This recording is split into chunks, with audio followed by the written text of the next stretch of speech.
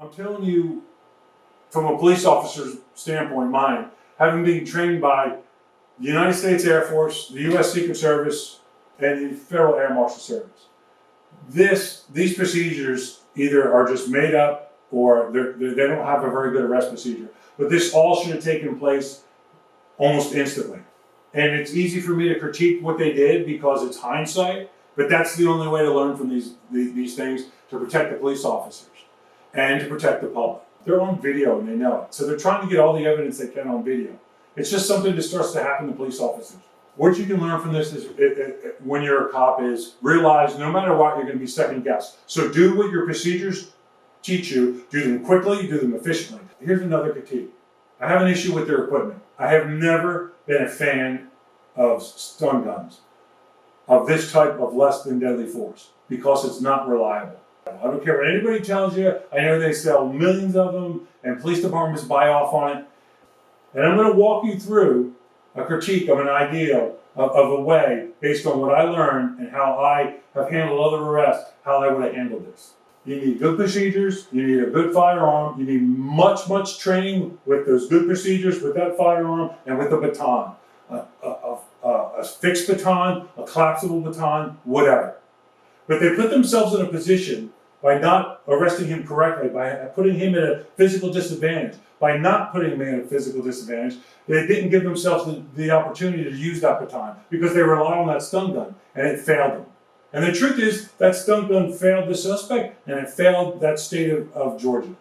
Most of the population will tell you what I recommend was too aggressive, but the bottom line is that they had done what I'm going to suggest, and the way I was trained in the Air Force and in the Secret Service and in the Air Marshals, this guy would still be alive. So he was in the drive. Yeah, he said he was on, cars on, took me like a few minutes to wake him up, kept knocking, opened the door, shook him, woke up super groggy, pretty good smell of alcohol beverage coming out of the car, eyes are watering, glassy, sort of where he wasn't sure it was. This is not good training. This guy's already told you, this officer's already told you everything you need to know. You smell alcohol, he was passed out or unconscious, non-responsive in a car in the drive-thru. The first thing you should do is turn the car off, get him out of the car, get him handcuffed. You don't need to know anything else. You don't need to know anything else. Once you got him secured, these guys are safe, the public's safe. They should immediately go to put him in handcuffs. This is the problem when you hear people talk about, oh, you need to be more like social workers. No, the social working should have been done years ago before this guy decided to be a career criminal. Or it could be looked at later once he's handcuffed.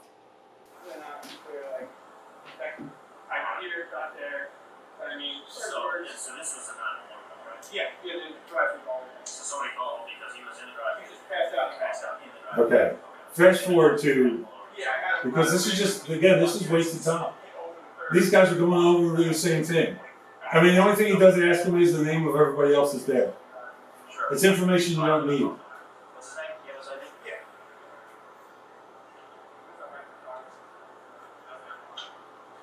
Hey, Mr. Brooks. Mr. Brooks? Hey, I'm Officer Rock, Atlanta Police Department. How you doing? I'm doing this fine. All right, so tell me, I wasn't here, so can you tell me what? Okay, stop it. We got here? So this is a mistake a lot of cops make. Clearly, this other officer is the senior officer. Maybe he's a sergeant, maybe he's not, but he's older and more experienced than this guy. He's not relying on what this guy told him. Now he has to find out the same information, and they're putting themselves in jeopardy. We don't know. Here's the things we don't know. Has the car been searched in this area where this guy can reach? Does he have a gun? Again, you already know what you have to. You already know what you need to know to handcuff this guy. They're not social workers. They're not. Police officers are not social workers. And when you do that, when this guy's very nice. I'm sure he's very experienced, but he's putting himself in a position to be attacked and to lose the attack, and that's what happens.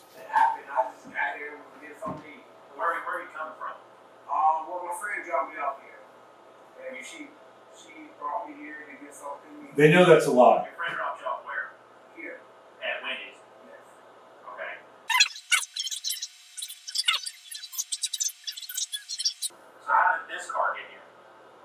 I mean, it was here before I came. Like, this is my car, it's a rental car. My sister It doesn't matter what he's saying is true or not. It's all bullshit. You already have plenty of reasons to arrest him. So you met her here at the Wendy's? Yes. And then you went out with her? Yes. And then she came and dropped you? Here. Okay. And, like I told her, I was saying, hey, babe, I just want a burger or I want fries. She said, hey, no problem. Okay, fast forward. So I'm on ODC Highway. Nope. I'm not on ODC Highway.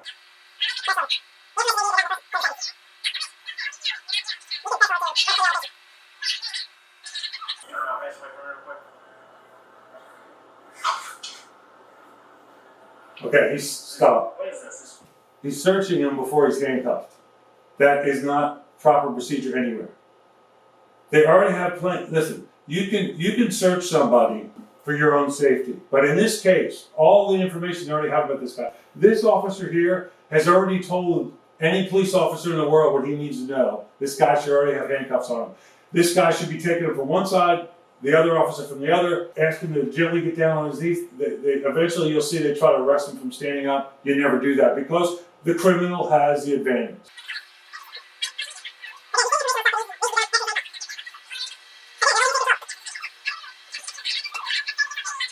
Right, okay, so he's doing a field sobriety test, but here's the thing, stop just for a minute. This guy is not even sure where he is. Now, here's another thing you have to look at. Is this guy having a health issue?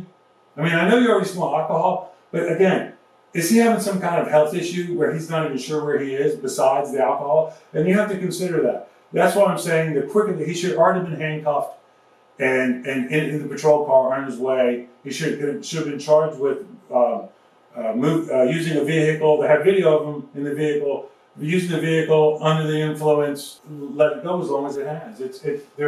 They're violating every common sense thing. You never let the criminal, you never let the suspect steer the arrest. I realize I'm Monday morning quarterbacking the cops, but that's what this video is about. How can you learn from this? And I'm teaching you how you can learn from this. And the two individual police officers are partially responsible for what's going on here, but what they're not wholly responsible for is the training they haven't gotten and the procedures that they're not using. So that goes back to the department. And right now, the ideal is all these crazy left-wing groups want to defund police departments. That's the opposite of what they need. They need more training, more real-life scenarios, and more practice. And because they're showing you all the mistakes, this is a disaster waiting to happen. You want me to demonstrate it again? All right, hold that position. Don't begin until I tell you to. Watch me while I demonstrate, okay? Keep your hands by your side. You're going to take a series of 9 heel-to-toe steps, counting them out loud. 1,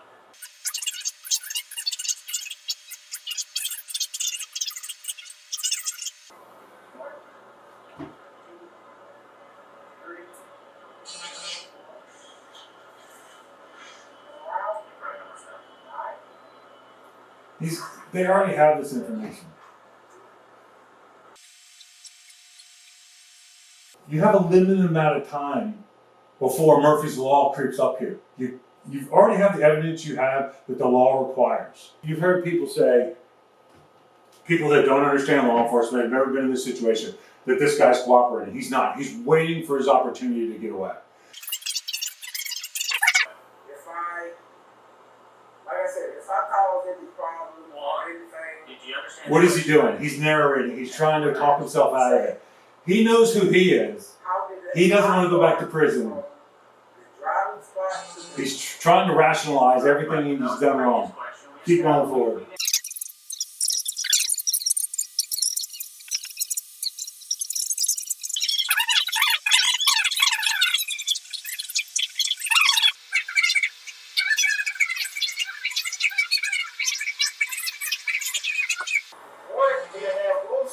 The officer's talking to this guy like you can believe what he said. She cannot. Believe what you've seen. You smell alcohol. He wasn't even sure where he was. He failed the sobriety test that you didn't even need to give him. This is a little handheld machine. I just blow into it. That lets me know. Keep going forward, guys, until you get to the authority.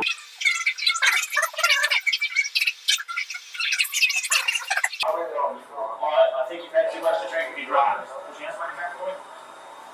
Stop it right here. Okay. Just for clarification, obviously I'm criticizing these guys in the afterthought, but there's no, in the aftermatter, but there's no way to learn from this without doing it. They're handling this arrest very poorly. They're not being aggressive enough. They both should have, each officer should have took an arm on both sides, an elbow and a wrist to control him, and then said, sir, gently get yourself down on the ground, be careful, don't hurt yourself. You cannot, you should never make an arrest from standing up because he has the physical advantage. I don't care what you've seen on TV, and this is the most important thing to learn from me about this video. Throw out everything you've ever seen in the movie and TVs. It's all make-believe. Even if it's done on real procedures, it's all make-believe. This is real life, and these guys are using some bad procedures, and they're becoming complacent, and it's about to go completely to shit on them. And they're not completely to blame for it. Their department, their training, and this mentality that the police are too aggressive. This is not being too aggressive. This is not getting it done fast enough. Stop. Okay, now he's fighting because what just flashed in this criminal's mind? Now I'm going back to prison. So he's going to fight and he's going to kill these guys if he has to. Now, can I prove that was in his heart? No. Watch the way he fights and tell me that that's not real. These guys can't even keep their hands on him.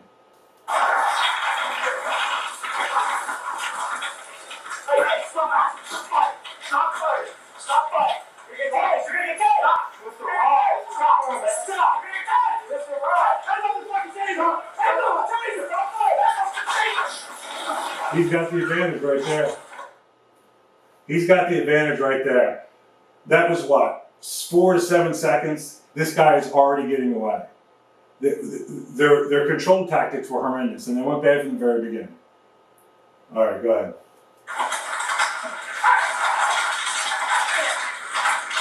Look at this. Stop. I talked about earlier how when they first started to put the cuffs on, they should have taken control of them from both sides, and then put it on him. Listen, we don't want you to get hurt. Slowly go down to your knees. And if you have to, you apply a little pressure. You have the elbow, the wrist. You get him down on his knees. That stops this from happening. As soon as he got down on his knees, you have him cross his ankles. Then you cuff him. The officers have got their procedures. However they were trained, it's not in the right order. That is no way to arrest somebody. The way you just saw that is what you see on TV. And this is real. And these guys almost get killed, and the suspect does die. And I'll get to that in a minute. Go ahead, Grant. These guys are fighting for their lives. Their adrenaline has spiked, and so is this guy. Look at him. Look at him. All right, now he's running away. Somebody's tried to call him on the radio. They're so out of breath in that short period of time because the adrenaline has dumped and their bodies are trying to deal with the adrenaline. Right now, their vision went from regular vision all the way to a pinpoint, and they're trying to, as they're doing more physical stuff, it's pushing it back out. This guy's having the same reaction, but he's fighting to stay out of prison. And he's a career criminal. He knows that this is going bad and he's going back, so he's fighting for his life. And if he has to kill these guys, he will, and he demonstrates that here shortly. There you go. Shot at him right towards his head. Keep going. The other officer shot him. Hey, bro, we got here. The first officer on the scene had all the information they needed to handcuff this guy, to keep him safe and to keep the public safe and keep the police officers safe. They let this go out way too long. This video is how long, Grant? Over an hour and 40 minutes? Of all the angles, yeah, and it includes the aftermath too. Every department and every officer can learn from this.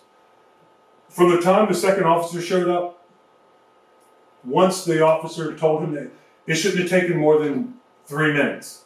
Or really, the officer should have just been able to say, hey, we're going to cuff him, that's it. I will tell you what he told me. Let's get the cuffs on him. I don't understand why they're treating this guy like he's a normal person. And I realize they don't know who he is, but that's part of the problem. You treat everybody like they are a hardened criminal until you know they're not, or you have them in a position that they can't hurt themselves, you, or anybody else.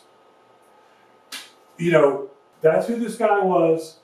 They didn't know that, but you have to assume everybody is like that. Everybody that you're going to arrest is Attila the Hun.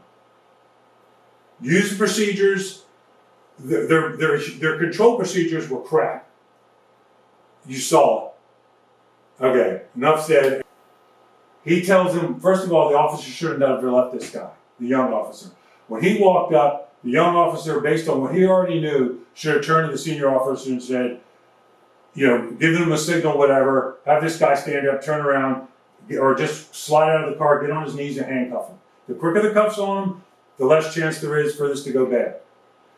Now, here's the scenario. Let's say when they walked up, he told the senior officer, I'm going to give him the benefit of the doubt. He tells the senior officer what he told him about what he saw, what he observed, and the senior officer grabs this guy by the head, forces him down to the ground, controls his head, puts his head between his legs, squeezes his head, takes his handcuffs out with the help of the other officer, and they handcuff him right there in the open door in the car. A good portion of society would tell you that that is excessive force. I will tell you it's not, and I would tell you, if they did that, we would not be having this conversation. This guy would be back in prison. These guys would not be going to court to fight for their lives. And this police department would not be end up getting sued. The police department is not hugging people. Their job is not to be social workers. Get that out of your mind. And if you believe that, you're part of the problem. And you've never been experienced. 99% of everybody that a police officer comes in contact with is at the worst time in the suspect's life. This is a bad time in his life. But it's not his first bad time. He's been arrested many times before. This guy's a thug, and life caught up to him. Again, I'm Gary Byrne. I'm the author of Crisis of Character, Secrets of the Secret Service. I'm a former Air Force security policeman, Secret Service Uniform Division officer, a federal air marshal, and a total of 29 years in federal law enforcement. Thank you for your time, and I hope you learned something from this video, because that's what it's about. Learning from other people's issues, what they had, and a lot of this goes back to training. And I know a lot of people will criticize what I just said. Listen, this guy is dead for no other reason than his bad behavior. These officers' behavior based on their training needs some work, but this guy is dead because of his bad behavior. So those of you that think this guy should have been let go or whatever, let me ask you this. Since we're doing what if he hadn't fallen asleep in the Wendy's? What if he had gotten lost because he didn't know where he was, clearly, and drove through a neighborhood and ran over somebody's child on a tricycle, or ran up into their yard and hit a couple, and all these things I'm telling you, it's that they're based on my experiences of things I've seen happen. So, for those of you who want to run out and cry on this guy's grave, cry on the grave of his behavior and his bad choices. Okay,